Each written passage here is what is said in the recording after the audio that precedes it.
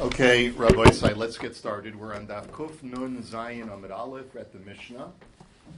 Nafal Habayis Alav Ve'al Aviv O Alav Ve'al Morisha. Okay, the Mishnah tells us the following scenario. A house falls on top of a person.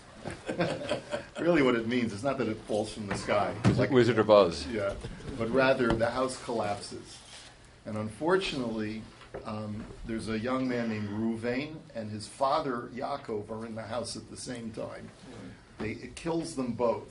But the question, or it could either be Ruvain and his father, or Ruvain and anyone else who stands to pass inheritance on to him, his uncles, his brothers, and so forth. We're just going to simplify the case, we'll say that it's Ruvain and his father Yaakov. V'haisalav ksubas isha ubalchov. And Ruvain was a debtor. He owed money. He owed money either to a creditor or for his wife's ksuva. Yorshei ha'av omrim haben mes rishon v'achar kach mes ha'av. Ubali achov omrim ha'av mes rishon v'achar kach mes ha'bein. So we have a conflict between two parties now.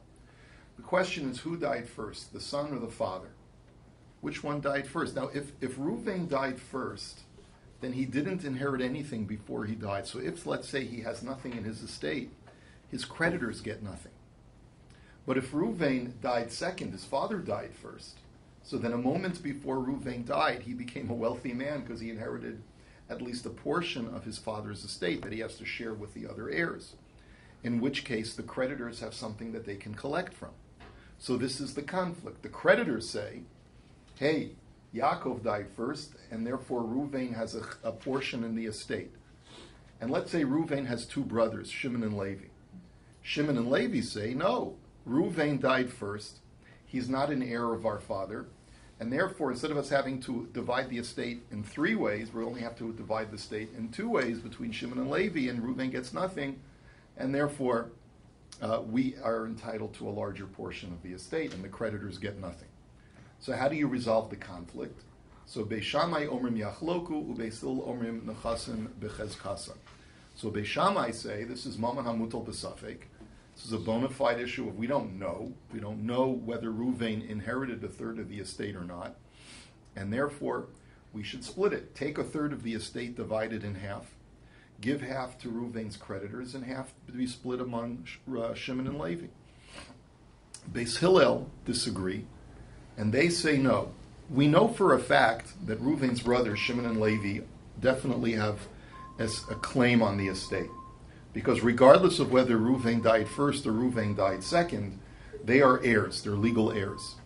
The only dispute, if you don't mind closing that, it must be my antivirus software. Sorry. She's calling? Yeah. Antivirus, yeah, that's her name. But but the only so we know for sure that Shimon and Levi are legal heirs and they have a right to the estate. But the creditor, it's only a suffix whether they have any legal right to Yaakov's estate as if it passes through Ruvain. They're a total suffix. Ve'ein suffix motzi midei vadai, and therefore since they have no definitive claim. Therefore, we assume that Shimon and Levi, who already have a foothold in the estate for sure, it's only a question of how much, we leave everything with them, and if the creditor wants to extract anything, they have to prove it. Okay, let's take a look now at the Gemara. Now, our Gemara today will seem totally unrelated to our discussion of the Mishnah, but you'll see how we're going to bring it into our discussion in a moment. Tanan Hasam. Hamalves chavero bishtar gova minachasim mishubadim al yedei edim gova minachasim b'nei char. It's a well-established halacha that if a person lends his friend money with a shtar, so the shtar itself, excuse me just 1 second. Hello, I'm in the middle of the daf. Is everything okay? I'll call you later. I'm sorry. If a person lends his friend money with a shtar, so then the collection is from even encumbered property, which means that because a creditor has a promissory note, he can collect from even property that was already sold off by the debtor. Right? We know that that's a well-established halacha, and as the Rashbam points out, that's true even if the promissory note did not say so explicitly that the creditor has a lien on all of the debtor's property, because that's implied. We say achrayas to sofer, like we've established before. But if it's an oral loan, meaning that it's done in front of witnesses without any paper drawn up, so then the creditor can only collect from unencumbered property, which means property either that's chattel or land that has not already been sold off to any other party. Boy Shmuel. And now Shmuel's question is as follows: De'ikni v'kana mahu. Now, if anyone has ever read a ksuva text carefully, you'll note that one of the lines of the ksuva is that the husband obligates himself to his new wife a segment of his estate based on the kani u'da asid analemikni, that which I have already acquired and that which I will acquire in the future. In other words, what he's basically telling his wife, I am indebted to you, and you have a right of collection upon termination of this marriage from any portion of my estate, both that which I currently own and that which I will acquire in the future. The question is, does such a legal declaration work? Can I place a lien on property that doesn't yet belong to me? Can I tell a creditor that he has a lien on property that I have not yet acquired at the time that the lien is established? That's essentially the question of the Gemara. Now, aliba de Rabbi Meir de Amar adamakna davar shelo bala olam lo tiboylach devadai kana. Now, according to Rabbi Meir, that for sure will work, because Rabbi Meir says you can create transactional situations on things that have not yet in existence. So therefore, you can create a transaction on property that the debtor has not yet acquired. You can place a lien on that. That's for sure okay according to Rabbi Meir. The question is only on the Chacham. Granted that the Chachamim hold that you can't create a transaction on something that is not yet in existence, but let's say it's in existence, but it doesn't belong to me yet. Can I place a lien on it for my creditor, even though I haven't acquired it yet? And that's really the question of the day. That's what we have to deal with. So Amar Rav Yosef Tashma, v'chachamim omrim zeh haya pikeach shemocher lo es hakarka mipnei shehu yachol lemashkano alav. So we're coming in the middle of a conversation. This is a Gemara in Ksuvis, which basically states as follows. It states that if Ruvain lends Shimon money, and Ruvain has a lien on Shimon's real estate, as a piece of property that Shimon owns, Shimon then sells the property to Ruvain, and Ruvain now takes possession of the property and says, okay, I bought the property from you, but now you have to pay me money on the loan. You still have to pay back the loan. Shimon claims that I certainly paid you back the loan, because if I hadn't paid you back the loan, why would you buy a property that is the security on the loan? The fact that you bought the property that's security on the loan is indicative of the fact that it's clear that I paid you back. Otherwise, you never would have purchased the property that's security on the loan. So there's a machlokes in that discussion in Ksuvis. Admon says, one of the Tanoim, that that's a valid claim.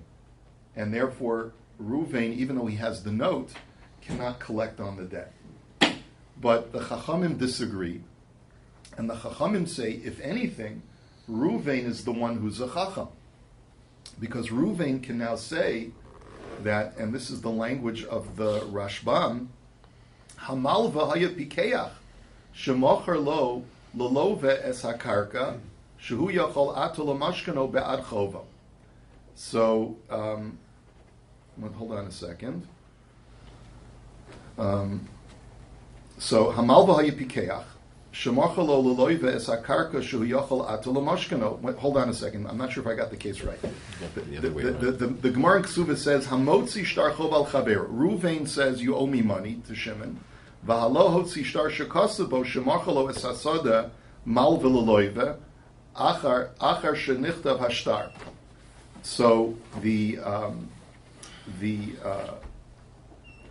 debtor produces a shtar that shemachalo es hasada Mal v'lelo ve'achar she'nichtav hashtar chov shehu motzi alav. After the debt was already established, Shimon produces a shtar shemachalo es asadeh. That, hold on a second. What is the case again? So the Reuven was a creditor. He's the one who gave him the money. He lent Shimon money, and then he sold it to Shimon. That property to Shimon, he sold it. Reuven didn't buy it. Sorry. So I got it all backwards. Yeah. Reuven then sells the property that he has a lien on, and he sells it to Shimon. Right. So Shimon purchases the land that already belongs to him, that Reuven has a lien on, and Reuven sells that to him. So Admon Omer Yachol Halo Veliton Ilu Chayav Hayisi Lecha Hayala Lichroa Eshelcha Mimeni Velo Hayachal Limkar Li Karka Bishvil Tzarach Mos. So Admon says the Lova can say, if I still owed you the money, Hayalacha Lifroa Eshelcha Mimeni, you should have first collected the debt instead of selling the land that you have a lien on for the collection of the debt. So this must be that you've already collected the debt, and now you're just selling me back the property that you've already collected on. But the Chachamim say no. Hamal v'haya pikeach, shemachal l'lova es hakarka shehu yachol atal mashkano ba'ad chova. The Malva is wise. He's got a strategy here. What he's done is that he sold to the Lova the property that he could seize for the collection of the debt, ba'ad chovo, v'lo yachol litchoso v'lomar ein lifroa klum. And basically, the strategy of the Malva is like this. He says, why do you think I sold it to you? I sold it to you because this way you can never claim that you don't have any property with which to pay me back.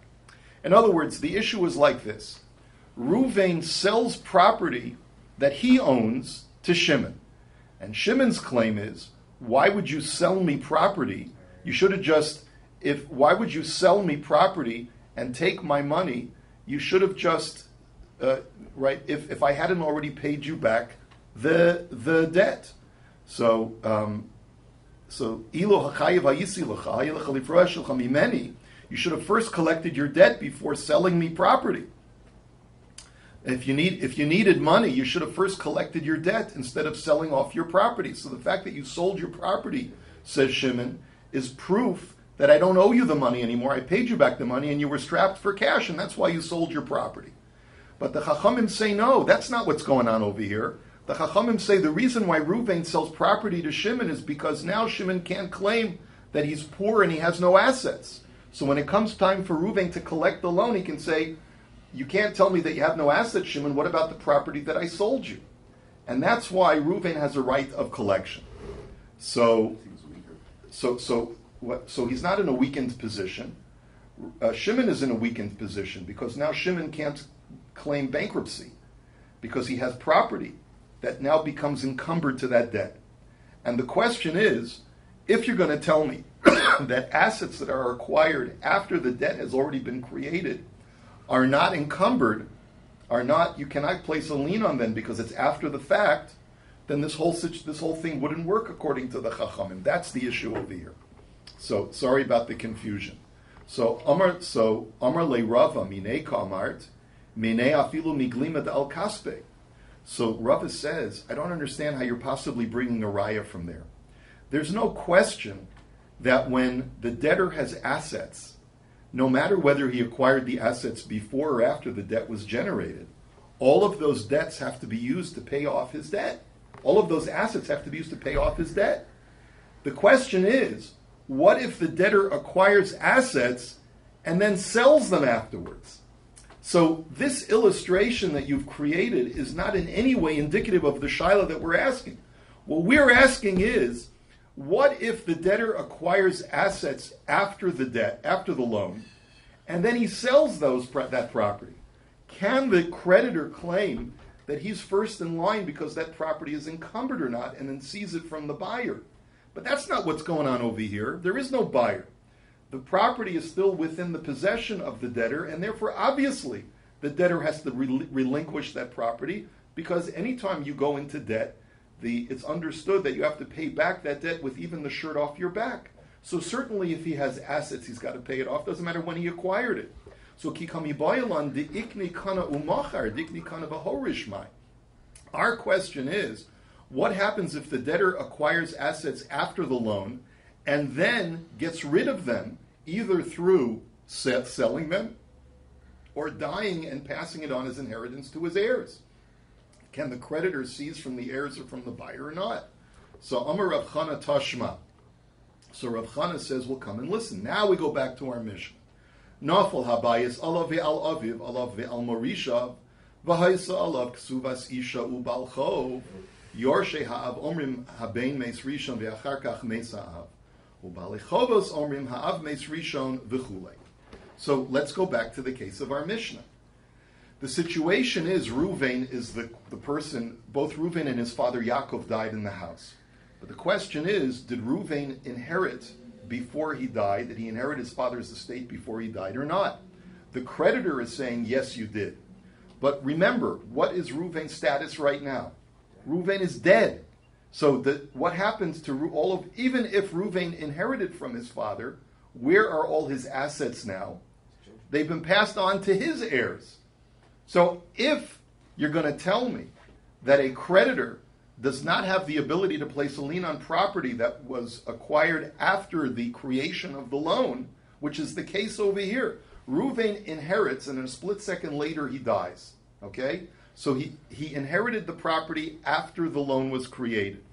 But he's also disposed of that property before the creditor can come along and take it. The only way that the creditor would have a claim is if he can claim that even though you acquired it after the loan, I still have a lien on it. And that's the Gemara's point. If you're going to tell me that he cannot place a lien on that property because it was acquired after the loan, but granted that the father died first and Reuven inherited and a split second later he died. But how can there be a lien placed on the creditor even in that situation? The creditor has no lien on that property. So Amar Lahu Rav Nachman.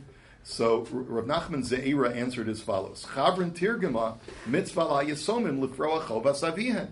He says, maybe I'll tell you that the Mishnah is not basing the right of a creditor to collect based on the fact that he has a legitimate lien. Maybe I'll acknowledge he doesn't really have a legal lien on the property. But the reason why the Chachamim required the heirs of Reuven to pay back to the creditor is because there's a mitzvah, an ethical obligation to pay back all the debts of the person who passed an inheritance on to you, whether it's your brother, whether it's your father. If you know that he had debts, you have an obligation to pay back those debts. So the Gemara says, but wait a minute, Maskef lo Ravashi milva al pehu. But wait a minute. But that's not true. Because if you're telling me now that there is no lien on the property that Reuven inherited after the loan was generated, so then that's what we would call an oral obligation. Because the loan that was generated, if it cannot encumber property that is acquired after the loan, so then any obligation to pay back from assets that Reuven acquires after the fact is not recorded in any promissory note. If that's the case, any oral debt, there is no legal or ethical obligation for either the buyer or the heirs to pay back that debt. So therefore, how can the Mishnah say that the creditor has a right to collect it if he can ascertain that Yaakov died first and Reuven died second? So Ella Hamani Rabbi Meir hi Damar Adamakna Dover Shelo B'Lolam. So the Gemara says we must conclude, you're right, that really the creditor does have a legal claim on the property, but you still can't prove from here what the shita of the Chachamim is in a situation like this, because maybe our whole Mishnah goes like Rabbi Meir, who says that Adamakna Dover Shelo B'Lolam, that a person can create a transaction on something that he doesn't yet own. But remember, our whole question is according to the Chachamim. Can a person create a lien on property that he doesn't yet own? And could be our Mishnah is not going like the Chacham, it's only going like Reb Meir, so we have no resolution. Amar Rav Yaakov bin Ahar Pekod Mishmei de Ravina Tashma. So Rav Yaakov says, Well, then listen to the next Mishnah. Shtarei chov hamukdamim pesulim v'hamaucharim kisherim. There's a Mishnah that says, and we've learned this before in Bava Basra, that predated promissory notes are illegal and they're null and void, they're not actionable, and post-dated promissory notes are perfectly legal. Now think about it for a second. Why would predated promissory notes be illegal? Why are they not legal instruments? To protect purchasers. It's to protect purchasers, exactly. If you predate a promissory note, then that implies that, let's say the loan was not made until the 15th of Nisan, and you date the note on the 1st of Nisan. Essentially, what that states is that any buyer that purchases property from the debtor after the 1st of Nisan could potentially forfeit that property because the creditor has a pre-existing lien on all of the debtor's property. But what if the loan was not made until the 15th of Nisan? By predating it, you're committing fraud and potentially defrauding a buyer. So that's the reason why a predated note is illegal. What about a post-dated note? No, if anything, a post-dated note is perfectly fine, says the Mishnah. You know why? Because let's say the loan was made on the 1st of Nisan, and you date it on the 15th of Nisan. So essentially, the creditor is being a nice guy, and he's saying to the debtor, any property that you sell off between today and the 15th of Nisan, I will have no lien on. I'll have no claim against them, because essentially the note just says that I have a lien on only the stuff from the 15th of Nisan on. So if you sell off all your property between now and the 15th of Nisan, I'll have no lien on any of that property. So essentially that's legal. So the Gemara says, wait a minute, not so fast. But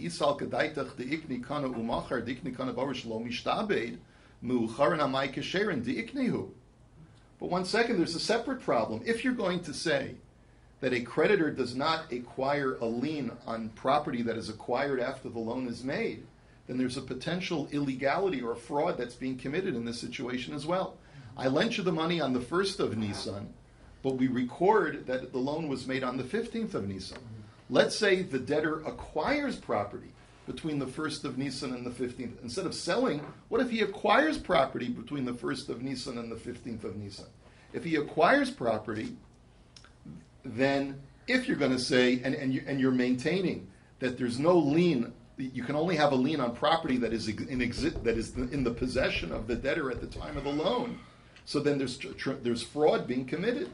Because let's say the debtor did not own that parcel of land on the 1st of Nisan when the loan was made, but he acquired it a week later. Now that the shtar is dated the 15th of Nisan, it indicates that the creditor has a lien on that property when in reality he doesn't. And that's going to commit fraud as well. Because now if the debtor then decides to sell that property, the creditor will have a lien on it, which he doesn't really have, and he's going to be able to defraud a buyer. So the Gemara answers, Hamani Rabbi Meir,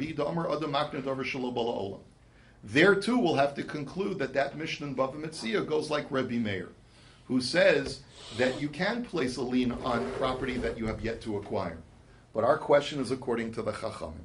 Same answer as before. Amar of Misharshi and Mishmei Derava Tashma. Okay, let's look at the next piece. L'shevach karkos keitza. Now, there's a long Mishnah in Bava Basra, that talks about how there are certain instances when if a person is defrauded of a purchase, meaning like, let's say I buy a piece of property from somebody, and then that person's creditors come by and they seize it from me because they have a pre-existing lien. Okay? So there are certain instances, I'm always entitled to go back to the seller and get my money back. But what type of property am I allowed to collect from the seller who sold me encumbered property? Can I get his encumbered property, or may I only collect his unencumbered property? So normally we say that a buyer who got his purchase seized is allowed to collect from the seller encumbered property. But let's complicate it one more step. What if the buyer purchases a property for $100,000 and then builds a house, a $50,000 house on that property? A creditor comes along and he has a debt for $150,000. So he seizes the property plus the house as payment for his debt. And now, the guy who purchased the property and built the house comes back to the seller and he says, I want the $100,000 plus I want the $50,000 that I invested in building the house. So this Mishnah over here in Bava Basra says that the buyer is entitled to collect property from encumbered property of the seller for the $100,000 only, but he can only collect the extra $50,000 from unencumbered property. And the reason why we do that is to protect future buyers, because they have no way of knowing. It's one thing to protect yourself from a guy who's selling off property that's encumbered, because you can do a title trace, a title search, and trace down what he's already gotten encumbered or not. But if he's encumbered a piece of property by selling it, and then the buyer of that property added to the value, there's no way for another buyer to protect himself from that. So that's why the Chachamim made such a takana. So Hareisha Machar Soda Lechavero V'Hishbicha. So let's say again, Shimon sells a field to Ruvain. Ruvain improves it by building a house on it. Uba Balcho V'Torfa. And then the creditor comes along and seizes not only the land but the house as full payment for his loan. So Kishu Gova Gova Sakerin Minachasim Mishubadim V'Sashevach Minachasim B'nei Chorin. So when the buyer who built the house wants to get his money back, he can only get the original investment of $100,000 from the seller from encumbered property, but for the extra amount, the $50,000 they put into the house, he can only collect from unencumbered property of the seller.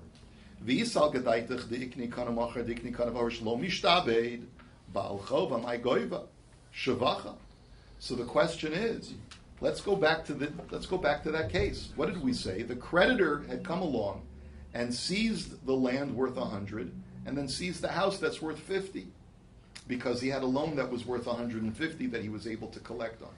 But how could he collect from the house if the house was only built after the loan was created, after the debt was created? So doesn't that prove to us that you can encumber property even though you haven't yet acquired it? So the Gemara answers, Hamani Rabbi Meir, Damar Adamakna Davar Shelo Bala Olam. Again, the same answer. I'll tell you that Mishnah also goes like Rabbi Meir, who says that you can encumber property that is not yet in your possession. But our question is according to the Chacham. So now the Gemara concludes with the following question. Im tim tzolomar de'ikna kana umachar de'ikna kana behorish lo mishtabed lo mishtabed. So we still have two sides of the coin. We have the question, can a person encumber property on a loan after the loan was made and he only acquires the property after the loan? So if you hold that you cannot encumber such property because it's not yet in your possession, so then that's clear. But imtim salomar mishtabed, lava v'lava v'chazer b'kana mal, lekama mishtabed or lebasra mishtabed. Our question is as follows. What happens if you hold that you can encumber property that you acquire after the loan? What would happen if Shimon, the debtor, goes ahead and instead of only borrowing from one person, from Ruvain, he borrows from Ruvain and Levi? Shimon borrows $100 from Ruvain, and he borrows another $100 from Shimon. Now he acquires property that's worth $100. Who's first in line to collect that property? Is Ruvain, because he's the first creditor, first in line to collect that property? Or would you perhaps say that no, maybe Shimon, for some reason, is first in line? Because after all, Shimon's debt was created chronologically closest to the acquisition of the property. Maybe that's an argument that you could make. So as we'll see, the Gemara is not going to entertain that. But Omer Rav Nachman Hamilsa Ibailan, the Sholchu Mitam, Rishon Kana. So Rav Nachman says, we had this question. We inquired of the rabbis of Eretz Yisrael, and they told us that because Ruvain is the first creditor, he's first in line to collect from that newly encumbered property. However, Rav Huna Amar Yachloku. But Rav Huna disagrees, and he says, no, it doesn't matter when the loan was made. You take a look at when the property was acquired. At the time that the property was acquired by Shimon, Ruvain and Levi were both equal creditors. And so therefore, their encumberment of that property happened simultaneously.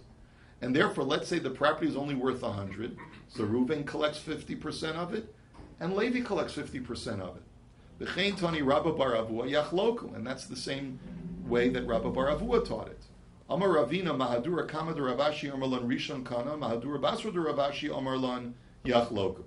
In the first run through of this sugya, Ravashi held one way. He said that the first creditor has first rights of collection on that property.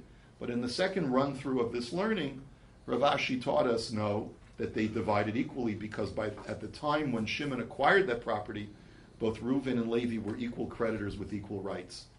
Now, I just want to point out that Rashbam tells us something fascinating.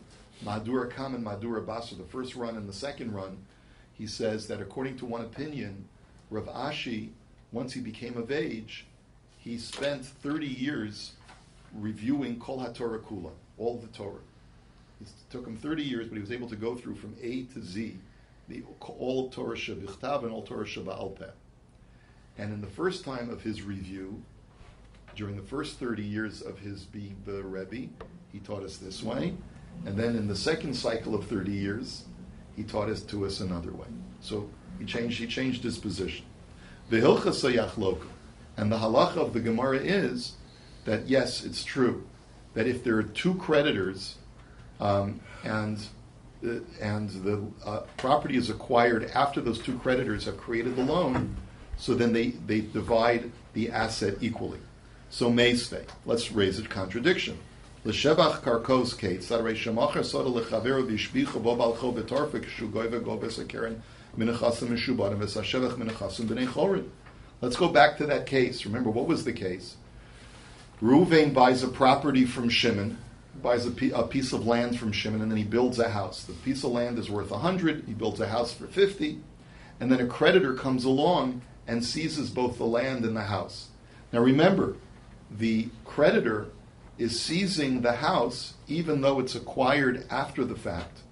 But you're telling me, according to that opinion that says that you can encumber property that's acquired after the loan, it's perfectly within the creditor's rights to seize the house. However, we're not dealing with just one creditor here. There's a second creditor. Reuven, the land purchaser, is also a creditor. So therefore, if anything, it should be v'im isa chatzi shevach mi boile. What really should be the halacha is that the purchaser of the property and the guy who built the house, he's a creditor of Shimon's as well. So he should get half of the asset of that house that's acquired afterwards, and the creditor should get half of the house. They should split it. The house should not go exclusively to the creditor. They should split it equally, because it's an asset that's acquired after both of them are creditors of the seller. So why isn't that the halacha? So the Gemara says, "My gova nami tekatani chatzi shavach." That's taka what it means. In other words, according to what we've just established, that the halacha is that two creditors divide that newly acquired asset, the halacha will be there as well. When it says that the creditor can seize the house, he seizes half the house, and the other half of the house goes to the guy who built the house, who's the other creditor. And that's how we'll conclude it today. Conceptually, a little bit difficult to follow, but I hope you got something out of it. Have a wonderful day.